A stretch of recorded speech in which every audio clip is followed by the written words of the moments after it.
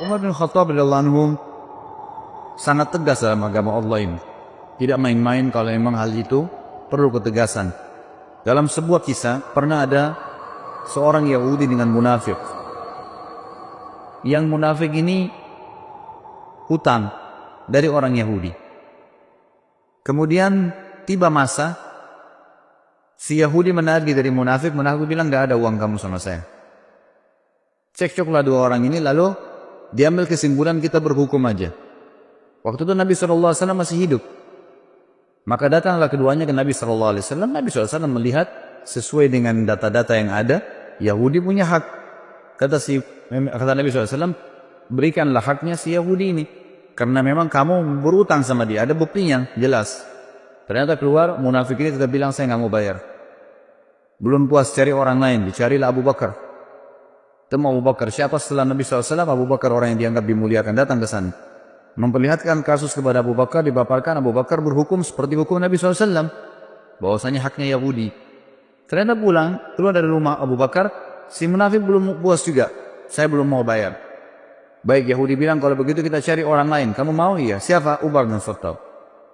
Datang kepada Umar radhiyallahu anhu di rumahnya. Begitu datang ke rumahnya, Umar bin Khattab mengatakan, siapa kalian? Satu mengatakan, mengaku muslim, tapi dia orang munafik. Di sini di riwayat tidak disebutkan namanya. Kemudian yang satu juga Yahudi. Lalu Umar bertanya, ada apa dengan kalian? Dia bilang, Yahudi bilang, ini si Fulan, utang dengan saya tapi nggak mau bayar, dia tidak mau akui. Lalu Umar pintar, Umar bertanya kepada mereka berdua, apakah kalian sudah pernah bertanya tentang masalah hukum ini sebelum datang ke sini? Kata mereka berdua, sudah. Kata Umar kepada siapa? Mereka bilang, kami telah datang kepada Muhammad. Kata Umar, apa hukumnya? Kata Muhammad memberikan hak kepada si Yahudi ini, kata si munafik. Karena alasan-alasan yang sudah dipaparkan. Lalu kalian kemana lagi? Mereka berkata, kami sudah ke Abu Bakar. Apa hukumnya Abu Bakar? Sama saja dengan hukumnya Muhammad SAW. Lalu Umar berkata, untuk apa kalian datang kepada saya? Keduanya mengatakan, kami ingin berhukum. Umar bilang, baiklah, tunggu sebentar. Umar masuk ke dalam mengambil pedang. Kemudian mengejar keduanya, akan menebas keduanya. Dua-duanya lari dari rumahnya Umar. Lalu Umar berkata, apakah kalian sudah berhukum kepada Rasulullah SAW? Masih ragu? Datang ke Abu Bakar lalu masih ragu dan datang kepada saya minta hukum, ini hukum saya. Pedang ini, gitu kan. Jadi beliau tidak main-main dengan hukum, gitu kan. Kalau memang sudah saatnya, saatnya, gitu kan. Seperti itu gambarannya. Dan tentu apa yang akan kita sampaikan, dipaparkan di buku ini, belum semua kisah Umar ternukilkan. Jadi bukan mustahil ikhwah-ikhwah sekalian, kalau anda pernah mendapatkan kisah lain tentang Umar asal riwayatnya sahih, itu tidak ada masalah. Karena cukup banyak riwayat yang dinukil, yang memang belum dinukil sini. Di antaranya ada kisah Umar bin Khattab dengan Rahib, seorang pendeta Yahudi yang masuk Islam akhirnya karena sifat Nabi SAW. Dan ini sudah saya sebutkan di bahasan pada saat menjelaskan tentang kelebihan Nabi SAW. Ringkas ceritanya ada seorang Yahudi yang pernah Nabi SAW utang dengannya 20 sak kurma. Satu sak kurma 2,5 kilo. Kemudian Nabi SAW sepakat akan dibayar di waktu tertentu. Ternyata belum tiba waktunya, orang Yahudi itu sudah datang, pendeta itu sudah datang dan langsung berdiri di sebelah Nabi SAW, mencekik leher Nabi dengan sisa kain imamahnya, alaihissalatu wassalam. Lalu orang-orang seperti itu lagi hadir di masjid dan semuanya pada melihat kejadian tersebut. Akhirnya Umar bin Khattab yang ada di depan saf mengatakan, ya Rasulullah, izinkan saya menebas lehernya Yahudi. Lalu Nabi SAW memberikan isyarat untuk duduk Umar. Lalu Nabi SAW dalam kondisi tercekik menanyakan kepada Yahudi, ada apa hai Yahudi? Kata Yahudi ini, bayar hutangmu hai Muhammad. Kata Nabi SAW, kan belum tiba saat waktunya. Dia bilang, tetap saya mau dibayar sekarang. Maka Nabi SAW dalam kondisi duduk tercicik dan Yahudi ini berdiri menarik imamah beliau SAW, berkata kepada Umar, wahai Umar, pergilah ke Baitul Mal dan ambillah 20 sak kurma, bayarkan utang saya dan tambah 20 sak lagi. Kata Umar, ya Rasulullah, 20 sak pertama utang Anda, 20 sak kedua untuk apa? Kata Nabi SAW, itu hukuman karena kau sudah menakut-nakuti dia. Kau tadi sudah mengancam akan menebas lehernya. Artinya Nabi SAW seakan-akan memberikan isyarat, kalau saya masih ada jangan ambil keputusan, gitu kan. Maka Umar pun pergi ke Baitul Mal, meninggalkan Yahudi ini. Yahudi jalan di belakangnya sambil marah dengan Yahudi ini. Tiba di Baitul Mal, Umar bin Khattab menyiapkan 20 sak kurma, diberikan kepada Yahudi itu. Waktu mau disiapkan 20 sak kedua, Yahudi ini bilang, gak usah hai Umar. Kata Umar, kenapa? Dia bilang, Umar, apa kau tahu siapa saya? Kata Umar, saya gak mau tahu siapa kamu. Dalam kondisi marah gitu kan. Langsung dia sebutkan namanya, saya Fulan bin Fulan. Namanya ini kebetulan nama salah satu pendeta Yahudi yang terkenal sudah lama masuk Islam. Kata Umar, saya tanya kamu atas nama Allah, apakah kau dia? Dia bilang iya. Bukankah kau tahu itu adalah Rasulullah SAW? Kata dia, ya saya tahu. Lalu kenapa kau lakukan perbuatan tadi sementara kau tahu adalah Nabi Allah? Kata si Yahudi, hai Umar, apa kau kira saya gila? Saya datang ke masjid kalian, mencekik Nabi dan Raja kalian. Di hadapan kalian, saya sudah siap mati pada saat itu. Karena saya ingin membuktikan satu hal dari Muhammad yang belum saya temukan padanya. Semua ciri kenabian, Nabi terakhir ada pada diri Muhammad. Semua sudah saya temukan. Fisiknya, tempat tinggalnya, nama-namanya, tinggal ada satu belum. Ghalaba hilmuhu ghadabu. Emosinya dikalahkan dengan kasih sayangnya. Dan tadi saya sengaja nagih sebelum waktu, saya sengaja cekik lehernya.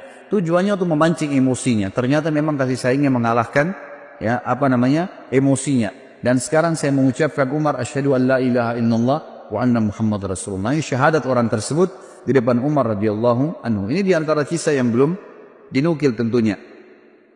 Ada juga kisah yang lain, kisah tentang masuk Islam, kisah tentang Umar radhiyallahu anhu zaman khilafahnya. Beliau sempat keliling kota Madinah di malam hari. Kemudian beliau menemukan ada satu laki-laki Badui. Laki-laki Badui ini kebetulan lagi menancapkan tali kemahnya sambil memikatkan dengan tali untahnya. Dan di dalam kemahnya ada suara rintihan perempuan yang sedang menangis. Maka Umar pun lewat dan berkata setelah memberikan salam, wahai laki-laki, hai rajul, bahasa Arabnya, wahai rajul, siapa kamu ini? Dia mengatakan, saya lihat orang musafir dari Badui padang pasir lagi lewat. Malam kemalaman saya lihat ada tanah kosong, saya tebar kemah saya mau menginap di sini. Kata Umar, suara siapa tuh rintihan dalam kemahmu? Dia bilang, sudahlah saudaraku, pergilah, tidak usah campurin itu. Kata Umar, mungkin saya bisa bantu. Kata orang itu suara istri saya yang mau melahirkan, tapi tidak ada yang bantu. Saya nggak tahu bagaimana melahirkan perempuan, dan juga tidak ada wanita yang saya kenal di Madinah bisa minta bantuan, apalagi itu tengah malam. Dan sebagian ulama menukil kisah ini di tahun 23 Hijriah, tahun terakhir Umar radhiyallahu anhu hidup. Dan juga pada saat itu tengah malam, di awal malam, dia itu sekitar jam 12 malam gitu kan. Jam 11, jam 12 malam, yang orang waktu itu sudah tidur semua. Jadi ini Umar bin Khattab sedang mengontrol, mengawasi sendiri. Ringkas cerita adalah Umar bin Khattab lalu berkata kepadanya, maukah kau saya datangkan seorang wanita dari Madinah yang bisa membantu istrimu melahirkan? Dia bilang mau. Perlu jemaah tahu bahwasanya laki-laki Badui ini belum tahu kalau ini Umar bin Khattab, belum tahu kalau ini khalifah. Umar pun radhiyallahu anhu lalu pulang, dia tidak membangunkan penasihat-penasihatnya, atau mungkin dokter, tabib, kalau kita zaman dulu dikatakan dengan istilah tabib, atau orang yang bisa mengobatin, atau bidan mungkin perempuan yang bisa melahirkan. Tidak, dia pulang ke rumahnya, dia bangunkan istrinya. Yang waktu itu istrinya adalah Ummu Kalsum, anaknya Ali radhiyallahu anhu. Lalu berkata Umar bin Khattab, wahai cucunya Rasulullah, apakah kau mau mendapatkan pahala seorang wanita muslimah yang mau melahirkan malam hari nggak ada yang tolong? Ummu Kalsum radhiyallahu anha juga punya iman yang kuat. Anaknya Ali radhiyallahu cucu Nabi SAW. Dia tidak mengatakan, wahai Amir Mu'minin, carilah wanita Ansar yang bisa melahirkan. Tidak. Dia mengatakan dengan jelas dan tegas, tentu saja, saya ingin dapat pahalanya. Kata Umar, siapkanlah persiapan, perlengkapanmu untuk melahirkan dan ikut sama saya. Maka jalanlah pada malam itu, saudaraku sekalian, dua orang, raja muslim dan ratunya. Tidak ada pengawal, tidak ada yang dampingin, dan tidak ada media yang akan mengekspos itu. Karena yang sedang dibantu seorang Badui yang cuma lewat, besok pagi mau pergi lagi. Gak ada yang tahu, tengah malam nih. Ya kita tahu sekarang banyak orang mau melakukan satu perbuatan, kegiatan karena ada eksposnya. Kemudian bisa mengangkat namanya. Sama sekali enggak.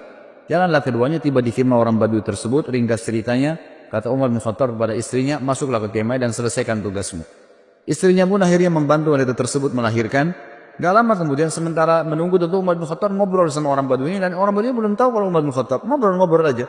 Seperti biasa. Lalu kemudian terdengar suara bayi dari dalam dan Ummu Kalthum, istri Umar bin Khattab radhiyallahu anhu majma'in, berkata, "Ya Amir Mukminin, wahai pemimpin orang yang beriman." Jadi, hai raja, beritahukan kepada laki-laki di sebelahmu kalau istrinya sudah melahirkan normal. Begitu mendengarkan kalimat Amir Mukminin, si Badui tadi dari tempat duduknya turun ke tanah, ketakutan, lalu berkata, "Apakah Anda Amir Mukminin Umar bin Khattab?" Umar bin Khattab mengatakan kepada dia, "Ala rizkika, tenang aja." Dia bilang diulangi, "Apakah Anda Amir Mukminin Umar bin Khattab?"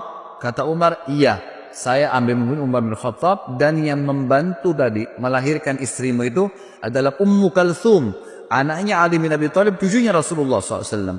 Maka orang ini pun menangis pada saat itu dan berkata, Maha suci Allah yang telah mengaruniakan saya nikmat yang tidak terhingga malam ini, karena saya telah didepangi dulu oleh raja muslimin, dan istri saya telah dibantu melahirkan oleh ratu muslimin, dan anak saya disentuh pertama kali dengan kulit cucu Nabi SAW. Kita lihat bagaimana perilaku Umar bin Khattab yang luar biasa, gitu kan? Setiap perilakunya menjadi sebuah pelajaran.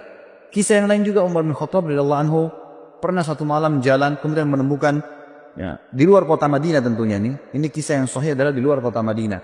Kemudian dia lagi jalan dan dia temukan ternyata ada seorang wanita yang sedang duduk, kemudian di sebelahnya ada 3 orang anak yang sedang menangis.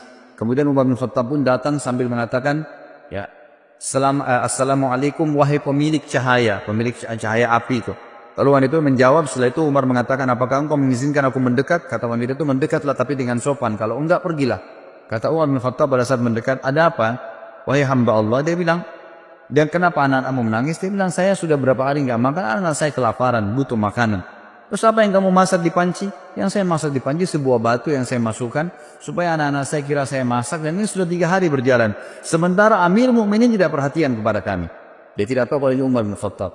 Lalu Umar pun berkata kepada temannya, kalau tidak salah itu bersama dengan Ubay bin Ka'ab. Mereka berdua lalu menuju ke Baitul Mal, mengambil kebutuhan muslimin, dipikul. Kemudian Umar berkata, angkatlah ke pundakku.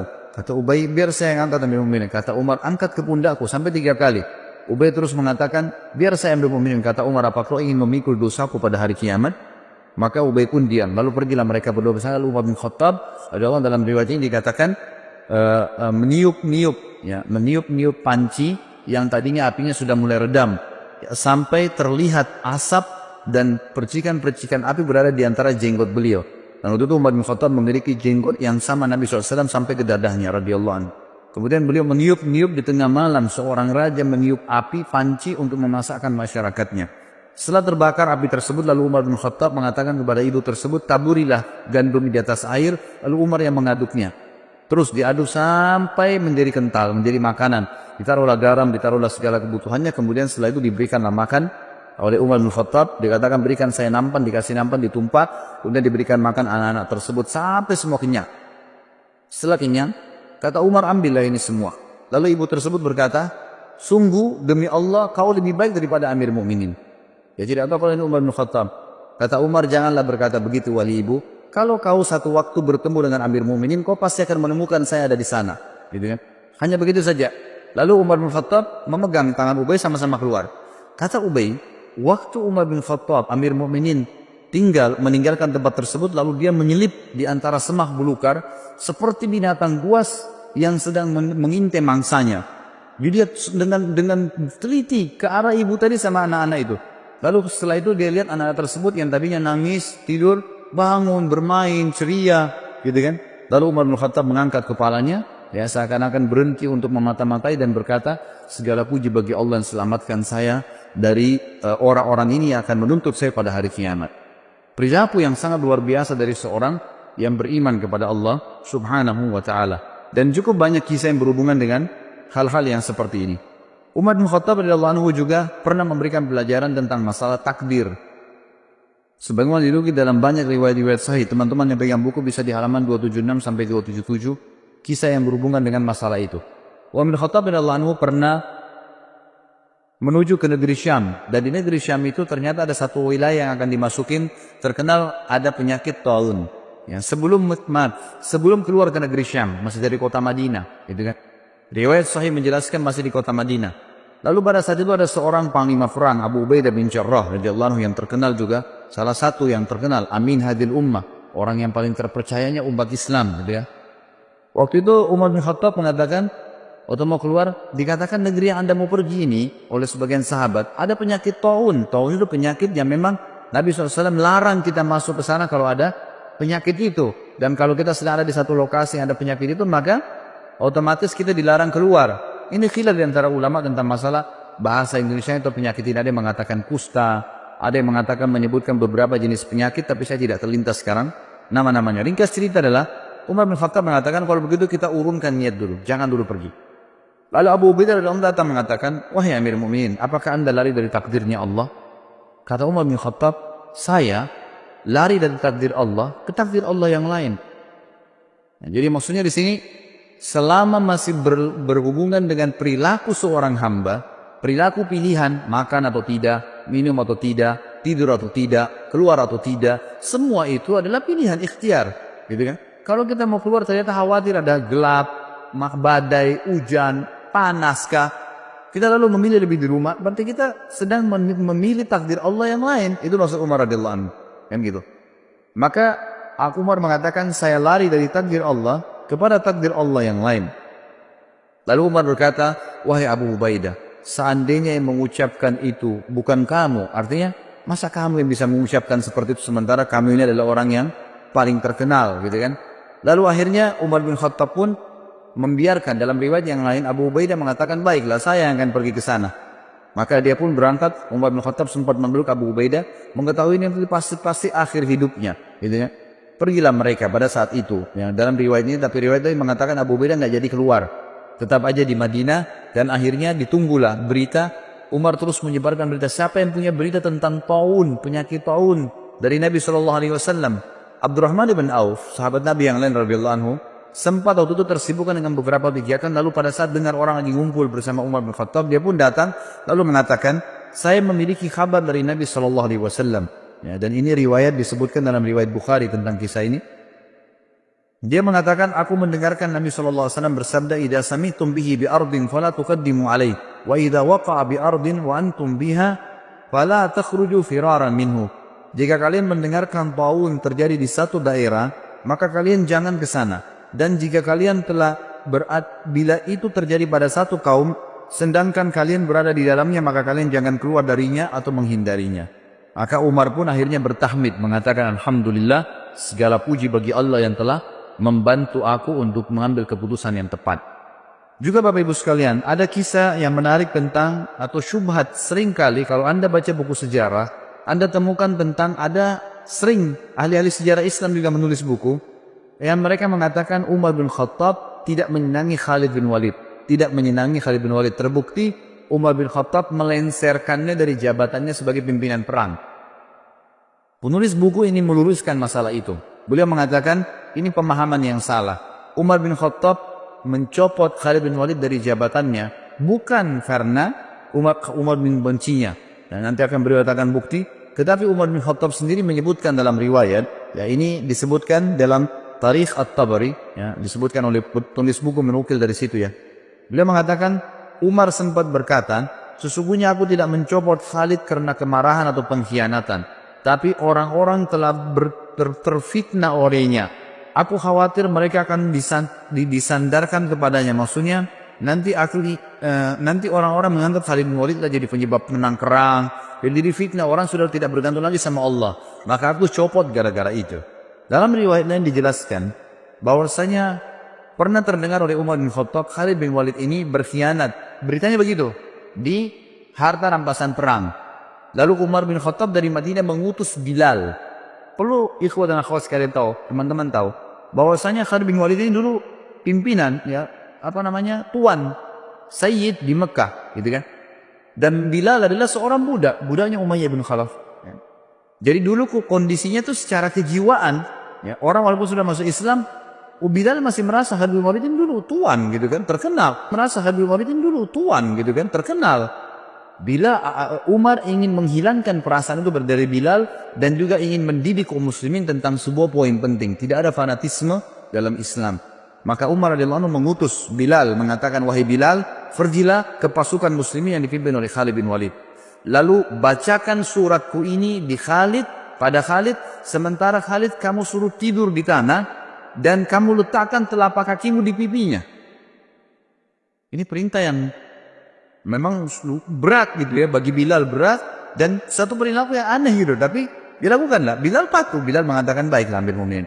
Tiba di sana, Bilal datang kepada Khalid bin Walid, masuk dalam khemah, bicara baik-baik, wahai Khalid, Amir Mu'minin memerintahkan saya seperti ini. Bagaimana pendapatmu? Saya harus memanggilmu dengan suara keras dari luar khemah. Saya menyuruh kamu meletakkan pipimu di tanah, lalu saya letakkan telapak kakiku di atas pipimu, baru saya bacakan surat ini.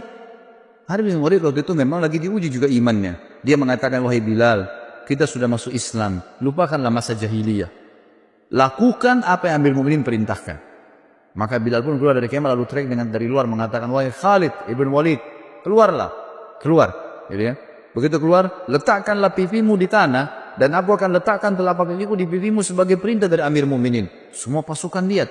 Di pasukan ini banyak orang-orang Quraisy yang tahu kedudukannya Bilal dulu, yang tahu kedudukannya Khalid bin Walid dulu. Ini tuan, ini budak, bekas budak, gitu kan? Lalu Khalid bin Walid mengatakan, letakkanlah kakimu hai Bilal dan jangan ragu. Dan tidak boleh ada yang marah dengan Bilal. Semua orang diam. Bilal pun meletakkan kakinya di atas pipinya Khalid bin Walid dan lagi diletakkan di tanah lalu membaca suratnya Amir Mukminin Umar. Umar berkata, ini surat dari Amir Mukminin kepada pimpinan perang Khalid bin Walid. Telah sampai berita kepada saya bahwasanya kau berkhianat dalam masalah ghanimah dalam rampasan perang. Kalau benar, maka beristighfarlah, bertobat sama Allah dan saya lengserkan kamu dari jabatanmu. Kalau tidak benar, maka kau mengatakan tidak benar sementara Bilal masih menginjak pipimu, gitu kan? Dan saya akan tetap mencopot kau dari kepemimpinan, tetap kau berperang tapi bukan lagi pemimpin, agar tidak ada fitnah yang kena di tengah-tengah muslimin. Maka Khalid bin Walid dalam kondisi terinjak pipinya mengatakan itu tidak benar. Sudah selesai Bilal menyampaikan berita tersebut, tapi dia tetap dicopot dari jabatannya. Tapi di sini kita bisa lihat bagaimana ya Umar bin Khattab radhiyallahu anhu sangat tegas, gitu kan?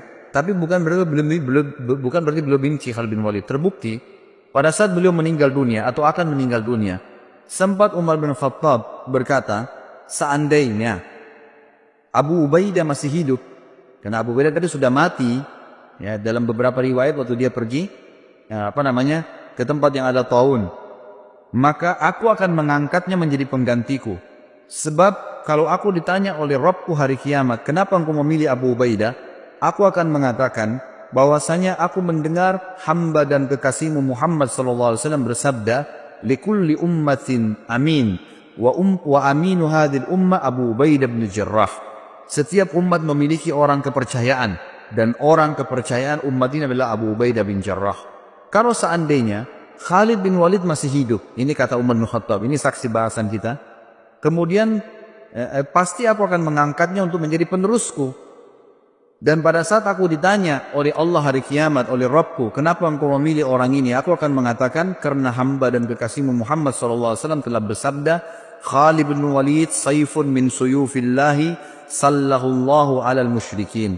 Khalid bin Walid adalah salah satu pedang Allah yang Allah henuskan untuk orang-orang musyrik. Sebagaimana disebutkan di dalam, dinukil dari banyak riwayat-riwayat yang sahih. Bagi riwayat ini, kata menurut penulis ya, ini membantah tentang banyaknya isu yang salah tentang pencopotan Khalid bin Walid dari masalah kepemimpinan. Kemudian kita masuk ke masalah bagaimana Baitul Maqdis dibebaskan di zaman Umar bin Khattab. Umar bin Khattab mengutus pasukan ke Baitul Maqdis, ya, kemudian berperang di sana. Ringkas cerita adalah memenangkan peperangan. Lalu penjaga Baitul Maqdis, salah satu pendeta Nasrani waktu itu, tidak mau memberikan kunci kecuali kepada pemimpin muslimin. Maka menyuratlah beberapa pemimpin ya yang memimpin perang waktu itu, termasuk Khalid bin Walid waktu itu ada di sana. Ya, kemudian Miqdad dan beberapa sahabat Nabi yang lain disuruhlah ya menyurat kepada Amir Mu'minin. Umar bin Khattab waktu terima surat tersebut mengatakan, baiklah kita berangkat. Berangkatlah Umar bin Khattab menuju ke Palestina. Tiba di Palestina, kebetulan Umar bin Khattab waktu ke Palestina itu berdua bersama budaknya. Bukan budak sebenarnya, pelayannya ya. Bersama dengan pelayannya. Umar bin Khattab sepakat sama pelayannya, selama perjalanan dari Madinah ke Palestina, jauh sekali gitu kan. Perjalanan sebulan. Ya. Kalau sesaat saya di atas unta, sesaat kamu di atas unta. Jadi begitu terus. Dalam waktu tertentu Umar bertukaran tempat sama pelayannya ini. Pas tiba di Palestina, di pintu gerbang Palestina dan ditunggu oleh orang-orang muslimin. Tiba gilirannya Umar bin Khattab yang harus narik ke kanannya unta. Hamba sahaya dari belayan itu lagi di atas unta, gitu kan. Maka pada saat itu si pendeta tadi yang Nasrani ini mengatakan kepada orang-orang di situ muslimin, mana raja kalian? Kata mereka, itu yang lagi tarik ke kanannya unta. Siapa yang di atas unta itu? Kata pendetanya. Itu pelayannya dia, gitu kan. Lalu kata pendeta ini, orang inilah yang telah disebutkan dalam Injil akan menerima kunci Baitul Maqdis. Yang tadi disebutkan dalam Injil, satu waktu nanti akan datang dibebaskan oleh seseorang yang adil dan dia akan bersama dengan pelayannya dan dia akan menarik kekangan unta pelayannya. Sampai seperti itu. Dan pada saat itu pendeta ini tambah kagum lagi karena 4 orang pimpinan perang Khalid bin Umar bin Khattab waktu itu menyambut Umar dengan baju yang bagus-bagus. Kudanya juga dihiasi dengan bagus. Waktu mereka mendekat mau salaman sama Umar gitu kan, mau turun dari kudanya, Umar bilang jangan turun dulu. Dari mana kalian dapat pakaian-pakaian ini? Kata mereka, kami memakai ini Amir Mu'minin agar musuh-musuh Allah takut. Sama Umar diambil batu dilemparin. Semuanya dilemparin sama Umar, gitu ya. Kata Umar, baru saja Allah bukakan kalian sedikit wilayah, kalian sudah memakai baju-baju yang mewah, buka, disuruh ganti baju yang dulu, gitu kan. Sampai akhirnya mereka membuka bajunya. Pendeta itu pun akhirnya kaget melihat perilaku Umar bin Khattab. Nggak ada raja di dunia seperti ini, gitu. Nah, ini diantara hal yang terjadi di Baitul Maqdis, dan beliau sempat masuk di Baitul Maqdis. Kemudian beliau menanyakan kepada seorang rahib di situ pada saat itu bernama Ka'ab al-Ahbar. Ya, dia kemudian menunjukkan, ya, menurut di riwayat ini dikatakan Umar bertanya padanya, di mana menurut riwayat dalam Injil pun, ya, bahwasanya Nabi terakhir Muhammad SAW masuk di Baitul Maqdis, dan mereka punya berita itu. Mereka mengatakan dari pintu ini. Maka Umar pun masuk di situ. Kemudian Umar bin Khattab mengerjakan sholat di situ. Ini termasuk. Kemudian pelajaran yang lain juga disebutkan oleh beliau adalah sikap yang diambil menjadi hukum pada saat terjadi Amu Ramada. Ramada ini masa peceklik, kering sekali Madinah. Ya, sampai Umar tadi mulai zuhud, lebih zuhud lagi, tidak makan kecuali nasi sama roti sama minyak, dan itu membuat kulitnya sampai jadi hitam. Tapi ada sebuah pelajaran. Waktu itu Umar bin Khattab mengumpulkan masyarakat Madinah, kemudian mengajak mereka sholat istisqa. Pada saat diajak sholat ini riwayat Bukhari, ya, pada saat diajak sholat istisqa, Umar bin Khattab memberikan pelajaran lagi kepada kita semua. Dia berkata dengan suara keras selesai sholat, mengatakan, ya Allah, dulu jika kami tertimpa kekeringan, maka kami bertawassul kepadamu dengan doa nabimu. Lalu engkau menurunkan hujan kepada kami. Sekarang nabi kami sudah mati. Maka kami bertawassul kepadamu dengan doa pamannya, itu Abbas radhiyallahu anhu. Maka berilah kepada kami hujan. Kemudian Umar meminta Abbas untuk berdoa kepada Allah subhanahu wa ta'ala. Lalu Abbas pun berkata, ya Allah, sebuah bencana telah menimpa, ya, sebuah bencana tidak menimpa kecuali karena adanya dosa. Ia tidak terangkat kecuali dengan taubat. Orang-orang memintaku menghadap kepadamu karena kedudukanku di sisi nabimu Muhammad SAW. Ini adalah tangan-tangan kami terangkat kepadamu dengan dosa-dosa. Sedangkan ubun-ubun kami kepadamu dengan taubat. Turunkanlah hujan buat kami. Maka tiba-tiba mendung dan turunlah hujan dengan lebat. Tapi ulama mengatakan dari riwayat ini diambil pelajaran besar, bahwasanya ya Umar bin Khattab ingin menitikberatkan tidak boleh lagi bertawassul dengan Nabi SAW sementara beliau sudah mati. Ya, seperti banyak orang sekarang bertawassul gitu kan dengan Nabi SAW. Kalau beliau masih hidup lain, tapi kalau sudah mati orang soleh, Nabi tidak boleh lagi dijadikan sebagai perantara. Allah alam, ini disebutkan dalam riwayat Bukhari dalam kitab Istisqa.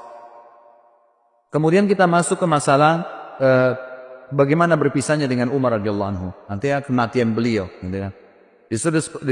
Ditulis oleh penulis ini dikatakan saatnya untuk berpisah.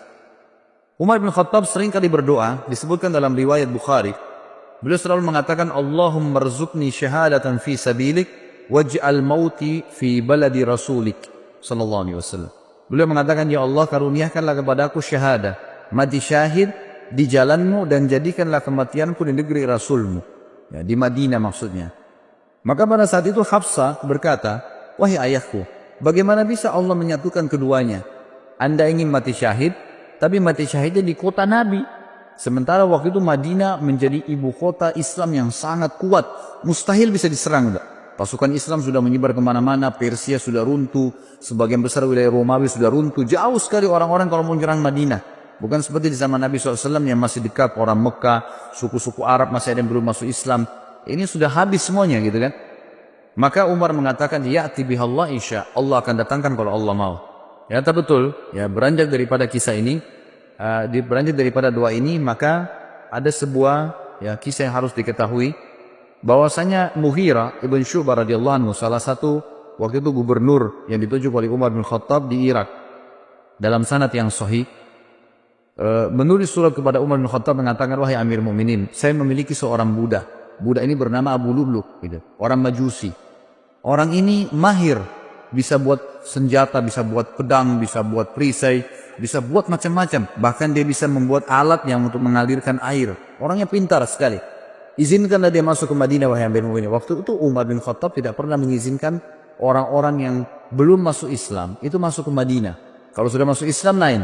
Kalau belum masuk, tentu Abu Lu'lu' belum masuk Islam, gitu kan?